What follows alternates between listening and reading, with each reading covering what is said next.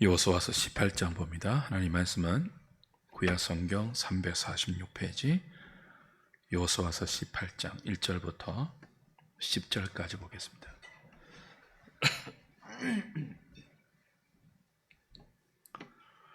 28절 마지막까지 보아야 되는데 10절까지만 보겠습니다. 나머지는 본문 할 때 같이 보도록 하죠. 제가 한 절, 여러분이 한 절, 여호수아 18장 1절부터 10절까지 교독합니다. 이스라엘 자손의 온 회중이 실로에 모여서 거기에 회막을 세웠으며 그 땅은 그들 앞에서 돌아와 정복되었더라.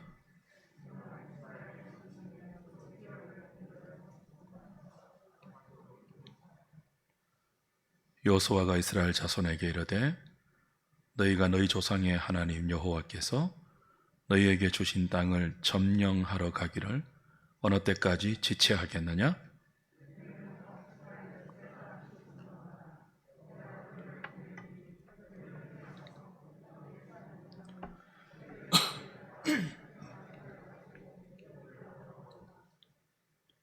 그들이 그 땅을 7부분으로 나누되 유다는 남쪽 자기 지역에 있고 요셉의 족속은 북쪽에 있는 그들의 지역에 있으니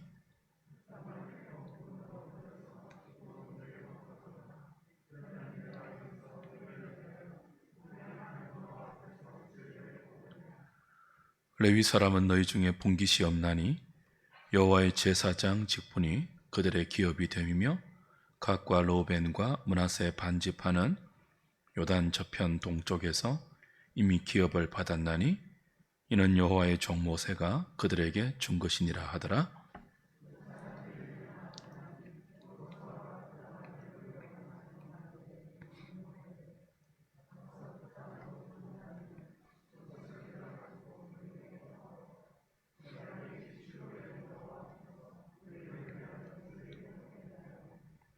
그 사람들이 가서 그 땅으로 두루 다니며 성읍들을 따라서 7부분으로 책에 그려서 실로 진영에 돌아와 여호수아에게 나오니 여호수아가 그들을 위하여 실로 여호와 앞에서 제비를 뽑고 그가 거기서 이스라엘 자손의 분파대로 그 땅을 분배하였더라. 아멘. 여호수아서 18장 볼 순서입니다. 여호수아서가 24장까지 있습니다. 첫 시간에 말씀을 드렸다시피 24장까지 있는 여호수아는 총 크게 4부분으로 나눌 수 있습니다. 1장부터 5장 12절까지는 약속의 땅의 입성 과정이죠. 5장 13절부터 12장까지는 땅을 정복하는 이야기고요. 그 13장부터 22장까지가 땅의 분배 이야기입니다. 그리고 23장, 24장이 여호수아의 고별 설교와 언약 갱신의 내용인데요. 18장이 어디에 속합니까? 땅의 분배 과정에 속하죠. 13장부터 땅의 분배 과정인데요. 17장까지 5지파가 땅을 기업으로 분배받은 내용을 살폈습니다. 13장에 요단강 동편에 르우벤과 갓 지파 그리고 므낫세 반지파가 기업으로 땅을 모세로부터 받았던 것을 회고했죠.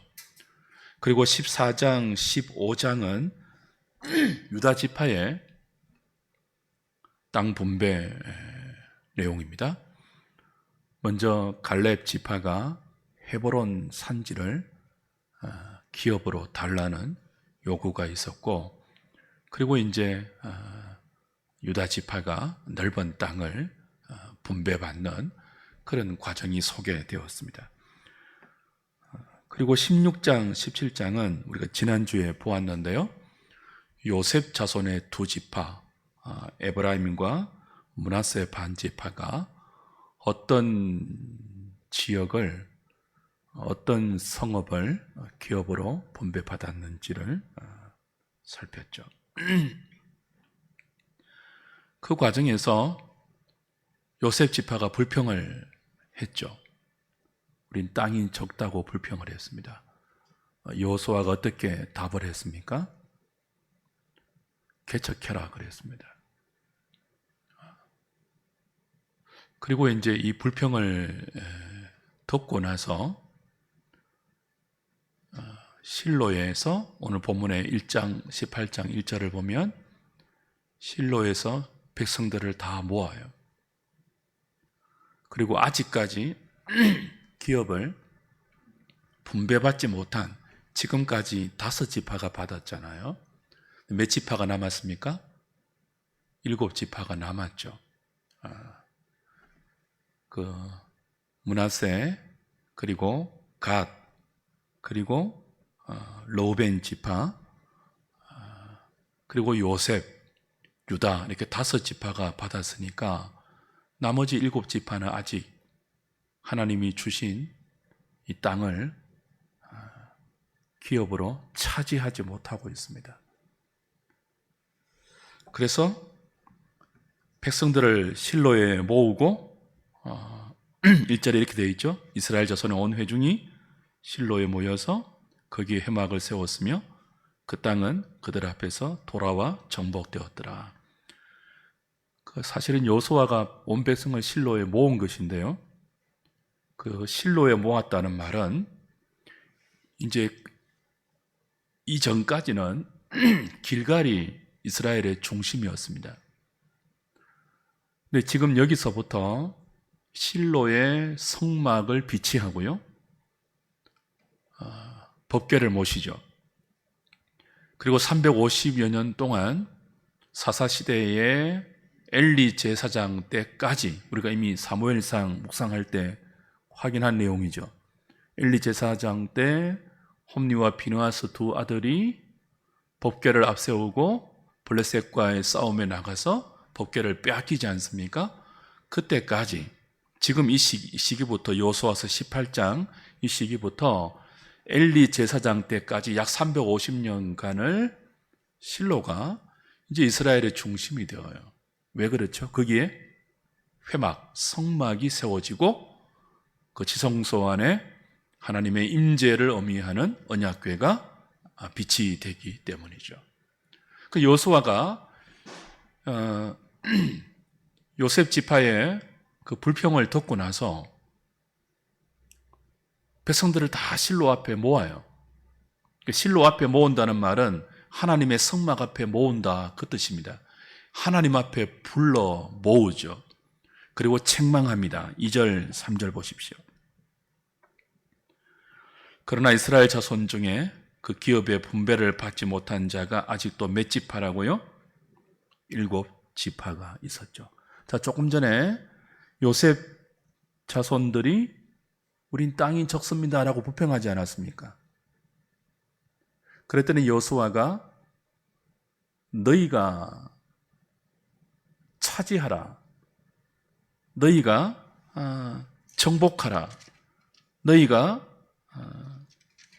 그 땅을 믿음으로 개척하라 그렇게 말했잖아요.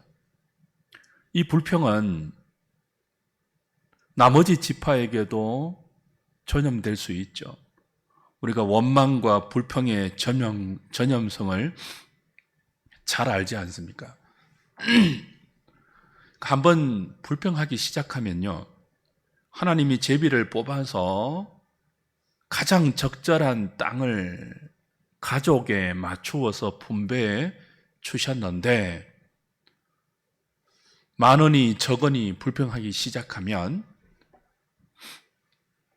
그 불평은 온 지파에 퍼질 수 있습니다. 그래서 회막 앞에 불러 모으죠. 다시 한번 하나님이 제비를 뽑아서 12지파에게 나눠주시는 이 기업의 의미, 그 의미를 확인하고 아직도 믿음으로 하나님이 이미 일러주신 13장 1절에 이미 일러주셨거든요. 1절 이하에서 이미 일러주신 그 땅을 기업으로 차지하고 있지 않는 7지파를 향하여 책망합니다.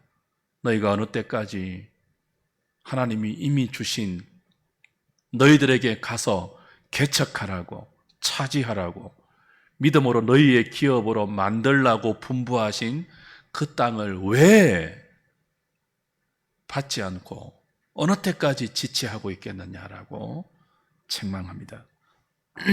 3절 보십시오. 여호수아가 이스라엘 자손에게 이르되 너희가 너희 조상의 하나님 여호와께서 너희에게 주신 땅을 점령하러 가기를 어느 때까지 지체하겠느냐.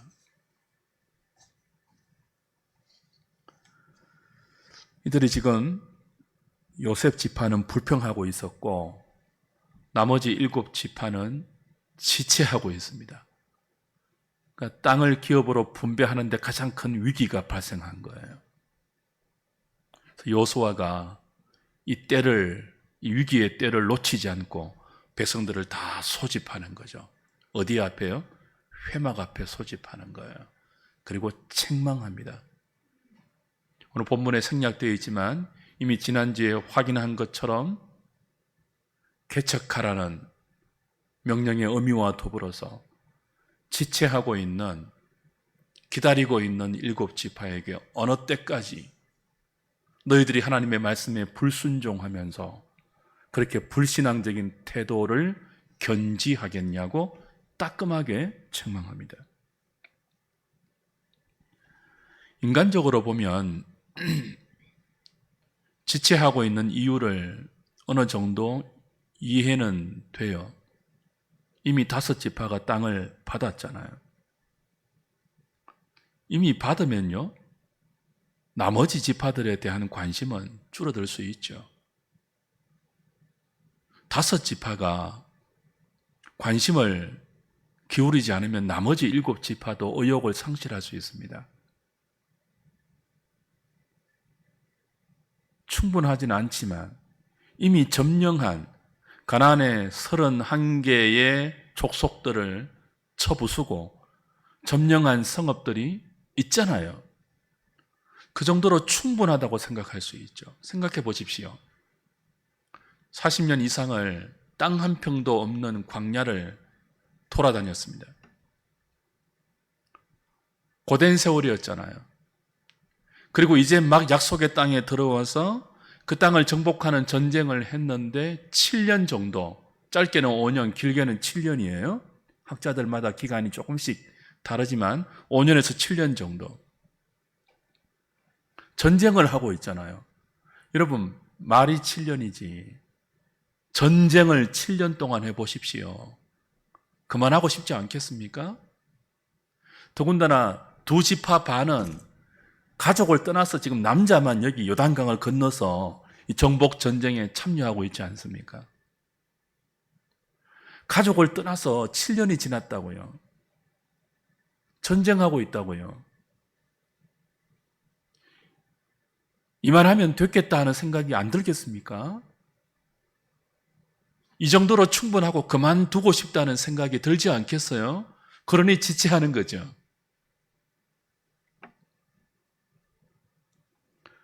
꼭 받아야 되겠다는 절박감이 사라질 수 있는 그때 여호수아는 백성들을 소집하는 거예요. 그거 정당한 생각 아니다. 지체하는 것 하나님이 기뻐하지 않는다. 하나님 말씀에 대한 불순종이다. 하나님은 이미 너희들에게 줄 땅을 정해놓으셨다. 그리고 너희들에게 이미 일러주셨다. 가기만 가면, 믿음으로 가기만 가면 거기 사는 원주민들을 다 쫓아주시면서 너희들의 기업이 되게 하겠다고 약속해 주셨다. 근데 왜 안 가느냐? 다시 상기시키면서 그들에게 남은 기업 분배에 대한 의혹을 불러 일으키고 있습니다. 13장 돌아가 보십시오. 1절부터 7절까지 이제 여기에 가야 되거든요. 하나님이 이미 일러주신 그 땅으로 그들이 가서 이제 그림을 그리고 7지파가 그 그림 그린 것을 제비 뽑아서 자신들의 기업으로 받아야 되거든요. 그거 안 하고 있는 거예요. 13장 1절 보십시오. 여호수아가 나이가 많아 늙음에 여호와께서 그에게 이르시되 너는 나이가 많아 늙었고 얻을 땅이 매우 많이 뭐하다고요? 남아있도다. 그 남은 땅이 이러하니 하고 2절부터 7절까지 이야기하세요. 그렇죠?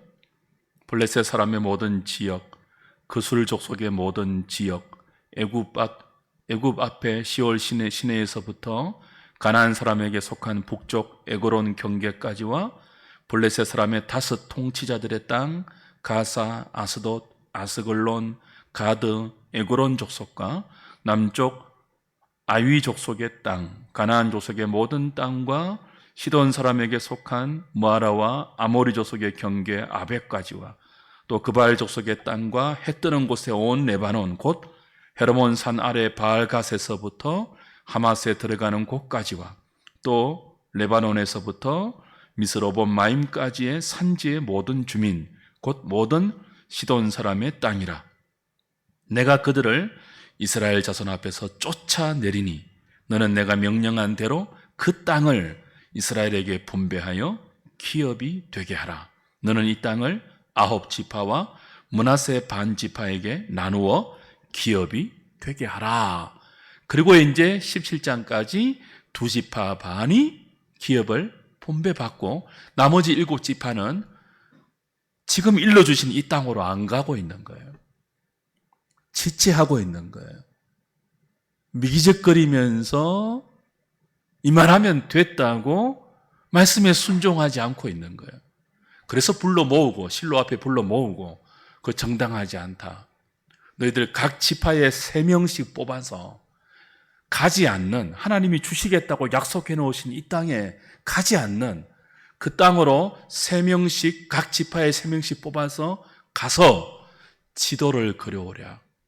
지도를 그려와서 나에게 돌아와 보고하면 여기 이 실로 앞에서 너희들이 그려온 그 지도 일곱 부분으로 그려오라 했거든요. 7 지파가 남아 있으니까.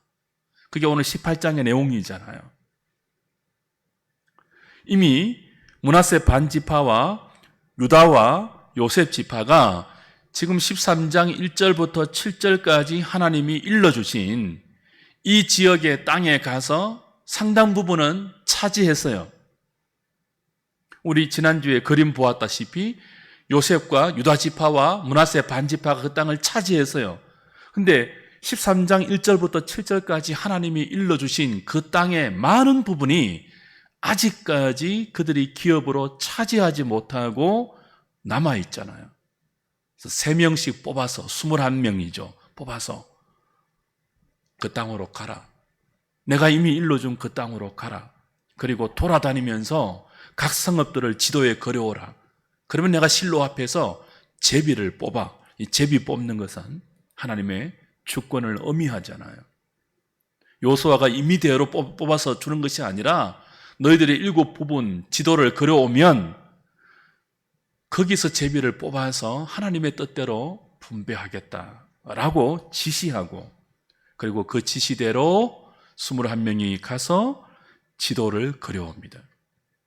그렇게 지도를 그려왔을 때 이제 8장 11절부터 베냐민 지파부터 시작해서 나머지 7 지파가 19장 51절까지 이제 제비를 뽑아서 땅을 분배받는 이야기가 기록이 되죠. 그 18장과 19장이 그렇게 나머지 7 지파가 여호수아의 책망을 받고 21명이 일러주신 그 땅으로 가서 지도를 그려오고 그리고 하나님이 제비를 뽑아서 주신 대로 기업을 분배받는다는 내용입니다. 지도를 보면서 한번 확인해 보죠.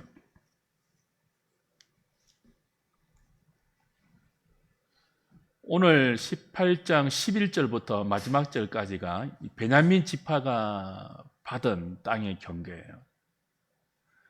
그리고 다음 주에 보리 이제 19장 1절부터 51절까지가 여기 시몬과 나머지 이사갈, 스볼론, 아셀, 납달리 그리고 단 지파가 받는 땅을 19장이 설명합니다. 우리가 오늘 다 읽지 않았지만 11절부터 마지막 18장 마지막까지의 내용이 이 베냐민 지파가 그렇게 제비를 뽑아서 받은 땅의 경계예요. 보십시오. 별로 크지 않죠. 땅의 영토가 크지 않아요. 그런데 여기 중요한 예루살렘과 경계를 이루고 있죠. 여기 예루살렘과 여리고가 예루살렘은 유다에 속한 땅인데요. 베냐민 지파와 경계를 이루고 있습니다. 그래서 양 지파가 함께 관할하는 지역이 되고요. 여리고도 베냐민과 에브라임이 함께 관할하는 지역이 됩니다. 그리고 길갈이라는 중요한 지역도 있죠. 크지 않는 땅이지만 가나안 땅의 거의 중간에 속한, 지리적으로 볼 때 중간에 속한 땅을 기업으로 분배받습니다. 무엇보다도 이 예루살렘 곁에 있음으로 말미암았어요. 여기 보십시오.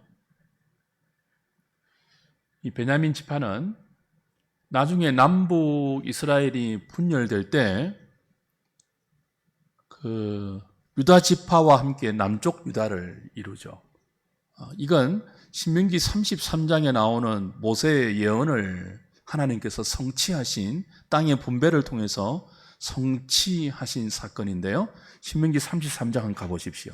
지금 베냐민이 받았던 이 땅이 어떤 영적 의미가 있는가 하면 신명기 33장 12절 보십시오.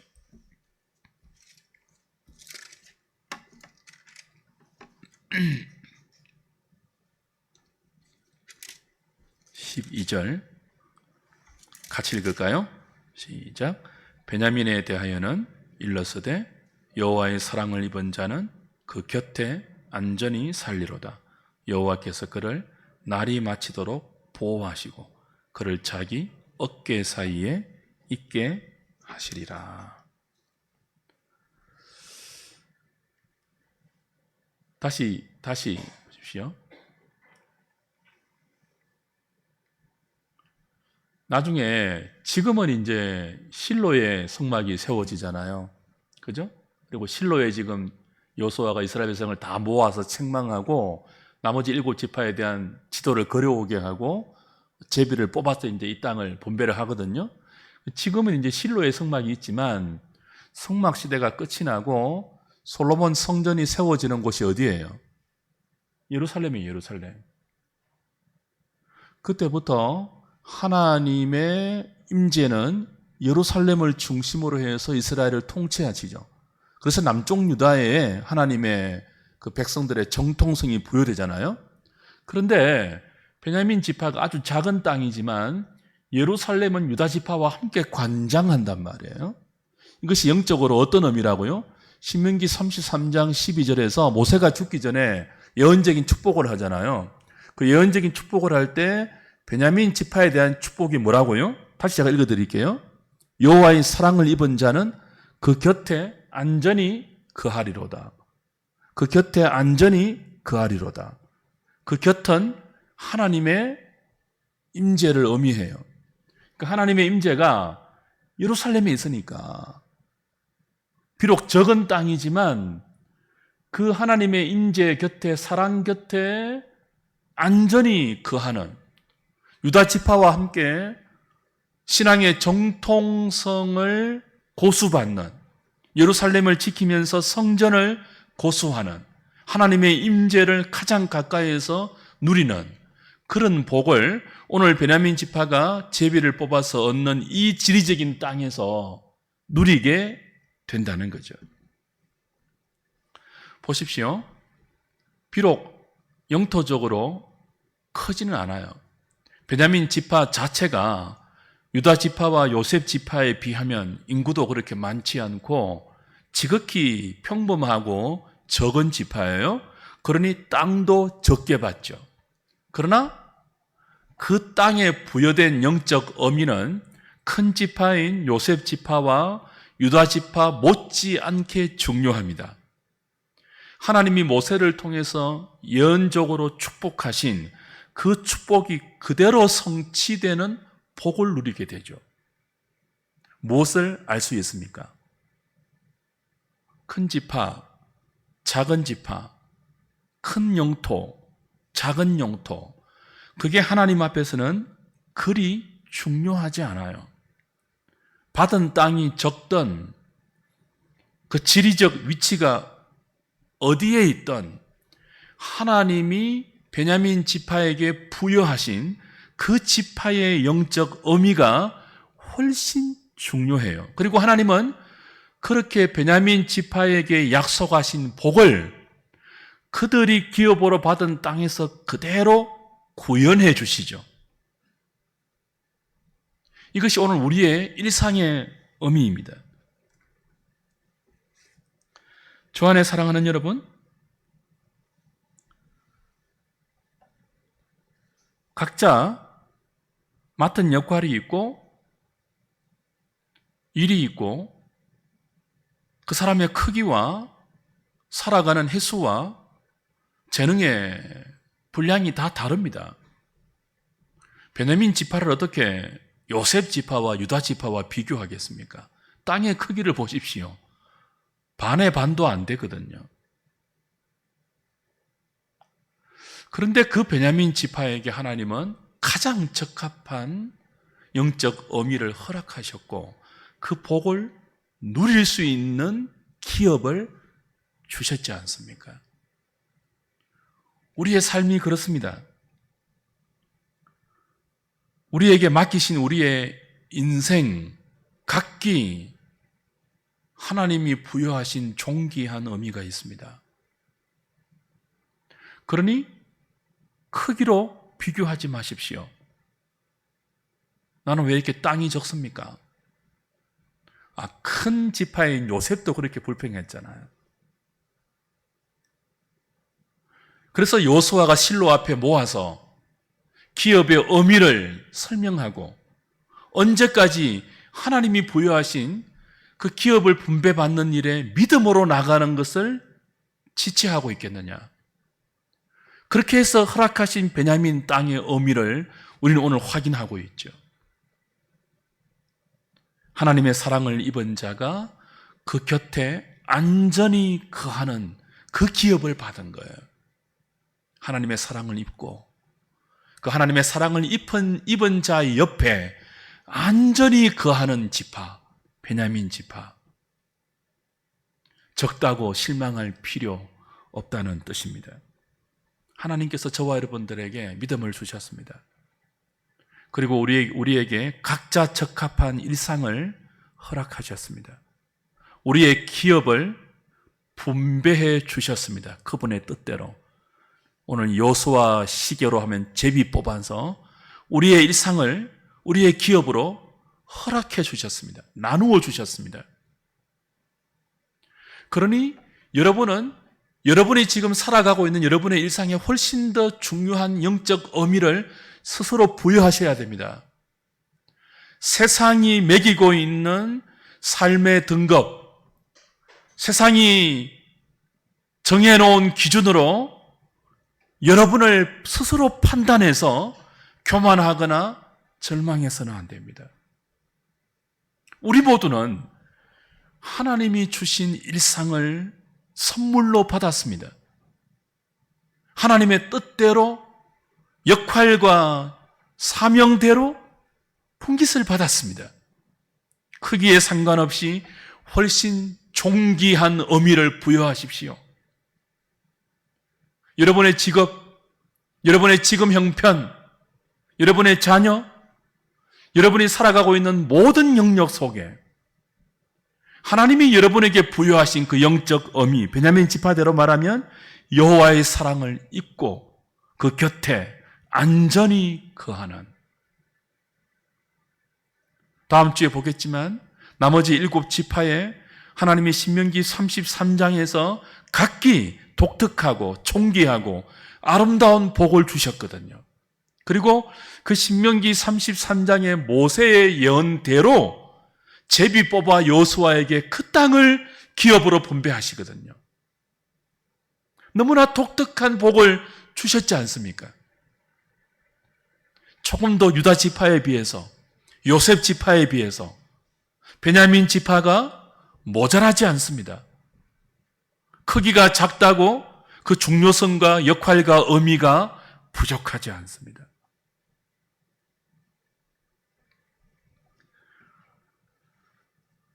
그래서 오늘 저와 여러분은 좀 이렇게 우리 삶의 여러 일상을 믿음으로 돌아다니면서, 여러분이 지금 살아가고 있는 여러분의 일상을 믿음으로 돌아다니면서 지도를 좀 그리셔야 돼요.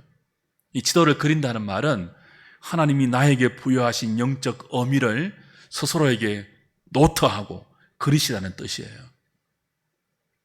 우리가 잘 아는 단어로 표현하면 비전 이렇게 표현할 수 있겠지만, 그 비전이라는 단어가 너무 세속화되었기 때문에 조금 망설여지기도 하죠. 여하튼 너희가 어느 때까지 지체하겠느냐. 하나님이 이 여호수아 13장에서 이미 여호수아를 통해서 주시겠다고, 기업으로 주시겠다고 일러주신 그 땅을 가서 믿음으로 지도를 그려오라. 그리고 모세를 통해서 축복하신 그 의미대로 하나님의 뜻대로 제비를 뽑아 분배하실 그 땅을 믿음으로 받고 그 땅을 너희들의 기업으로 누리라 라고 말씀하고 있지 않습니까? 그리고 베냐민 지파의 그 영적 의미가, 그들이 분배받은 땅 영적 의미가 그러했잖아요.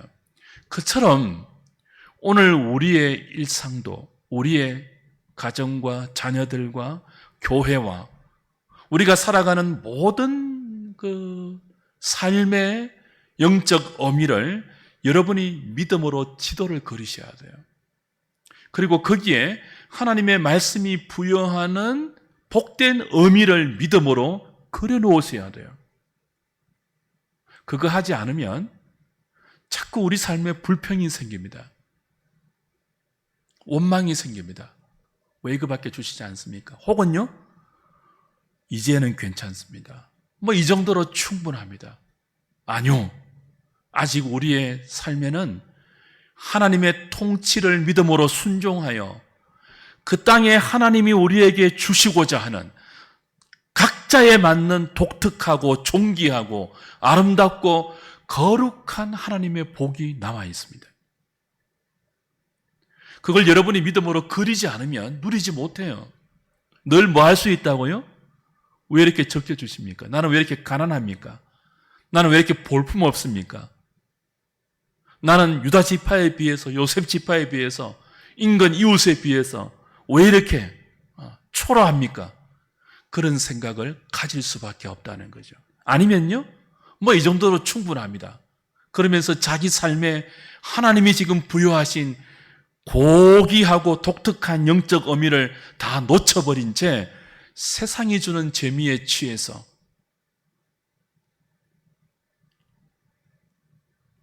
제대로 된 그림을 그리지 못할 수도 있다는 것이 오늘 18장 실로에서 여호수아의 회집과 그들을 향한 책망과 그리고 그렇게 받게 된 베냐민 지파의 기업의 의미입니다. 한 가지 더 기억할 수 있는 것은 베냐민 지파가 요셉 지파와 유다 지파 사이에 있었지 않습니까? 적은 땅이지만 거의 이스라엘의 중간지대이고 가장 큰 지파, 에브라임 지파와 그 유다 지파, 에브라임과 므낫세를 합치면 요셉 지파가 되니까요. 그 중간에 딱 완충 지역을 합니다. 그러니까 12지파 가운데 가장 큰 지파가 유다 지파와 요셉 지파인데요. 요셉 지파는 북쪽에 있고 유다 지파는 남쪽에 있고 그 사이에 작은 베냐민 지파가 끼어 있습니다. 중간에.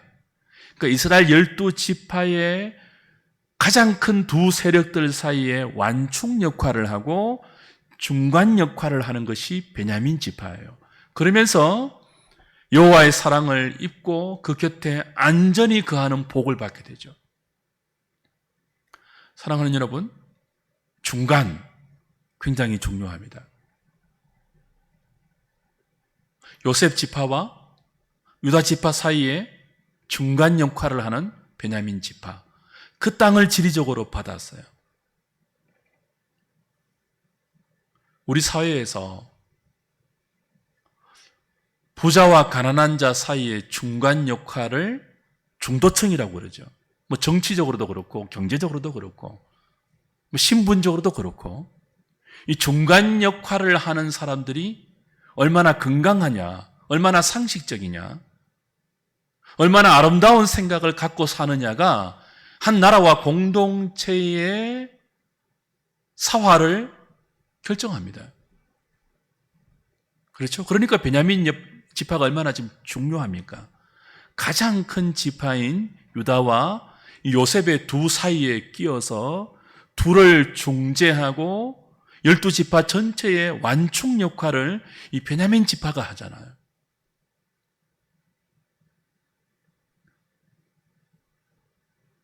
저와 여러분들이 큰 지파 되는 것도 좋겠죠.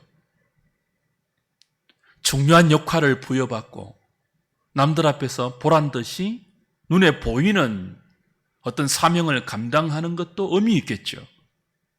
그는 보이지 않는 완충지대 속에 살아가면서 적절하게 그 사회와 공동체의 건강성을 책임지는 이 보통 사람의 역할을 믿음으로 해내는 것, 그러면서 자기 삶에 하나님이 부여하신 영적 의미를 끊임없이 기억하면서 스스로 자기 삶의 존귀함과 아름다운 특징을 지켜가고 의와 공도를 이루는 하나님의 백성의 삶을 말씀에 순종하는 삶으로 이루어가는 것이 얼마나 중요한지 모릅니다. 하나님은 베냐민 지파에게 그 역할을 맡긴 거예요. 오늘 우리 중에 대부분도 중간 사람 아닙니까? 이 중간 사람이 건강하지 못하면요, 자기보다 높은 사람만 꿈꿉니다. 그리고 자기보다 못한 사람을 깔보고 무시하고 얕봅니다. 이 중도층이 그런 생각에 함몰되면요, 그 나라와 그 사회는 병든 사회가 되죠. 끊임없이 위쪽만 바라보고 아래 사람 경멸하고. 그 베냐민 지파가 그렇게 중요한 역할을 맡은 거예요. 영적으로, 지리적으로도 중간에 속하면서. 하나님은 자기 백성들의 대부분을 중간 사람으로 부르십니다. 요셉과 유다 같은 큰 지파는 한두 명만 있으면 되잖아요. 똑똑하고 유능하고 특별한 능력은 한두 사람만 가지면 됩니다. 근데 대부분 나머지 사람은 평범하게 자기에게 주어진 일상을 가장 건강한 믿음으로, 가장 건강한 상식으로, 가장 아름답고 가장 보편적인 삶을 살아가면서 그 안에, 그 밖에, 그 주변에 하나님의 나라의 향기를 만들어내는 것이 사실은 가장 중요하죠. 우리가 오늘 베냐민 지파처럼 작고 평범하지만 우리 삶에 하나님이 부여하신 존귀한 사명이 있음을 알고 이 중간 사람의 역할을 잘 감당하면 좋겠습니다. 그때 하나님은 여호와의 사랑을 너희들이 입고 있다, 너희들이 내 곁에 안전히 거한다라고 인정해 주실 것이며, 우리를 통하여 많은 하나님 나라의 복을 나누게 하시고 전하게 하실 것입니다. 이 저녁에 우리가 우리의 일상을 믿음으로 좀 다니면서 내 삶에 하나님이 어떤 의미를 부여하시는지를 생각하고 내 삶의 지도를 좀 그려보는 그런 저녁이 되기를 소망합니다. 우리 찬송하고 기도하겠습니다.